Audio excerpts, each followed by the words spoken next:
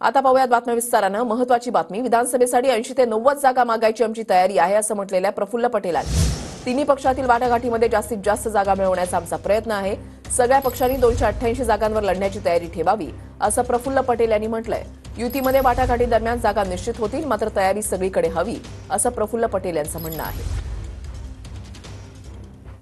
अरे अमेरिका जी कधी एकदा ईव्हीएम वर करायची, जरा लोकांनी संशय व्यक्त केला तर लोकशाहीच्या जिवंतपणाचं लक्षण दाखवण्यासाठी त्यांनी ईव्हीएम कॅन्सल करून टाकला। आपल्या इथं तर वेळ लागतो, मतदान लवकर झालं पाहिजे, मतमोजणी लवकर झाली पाहिजे। अरे 3-3 महिने तुम्ही इलेक्शन चालवता, 3-3 महिने, 4-4 महिने, पण तुम्हाला इलेक्शनची मतमोजणी 4 तासातच हवी आहे। अरे उद्या 48 तास लागतील, काय देश थांबत नाही ना।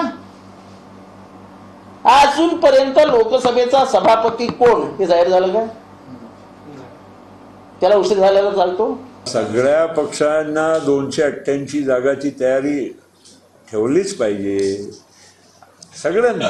म्हणजे मी त्यांच्यासाठी मर्यादित का सांगतो, सगळ्यांनी ठेवायला पाहिजे। आम्ही महाराष्ट्रामध्ये आम्ही पक्ष आहोत, तर आम्ही पण सगळ्या जागेची तयारी ठेवायला पाहिजे।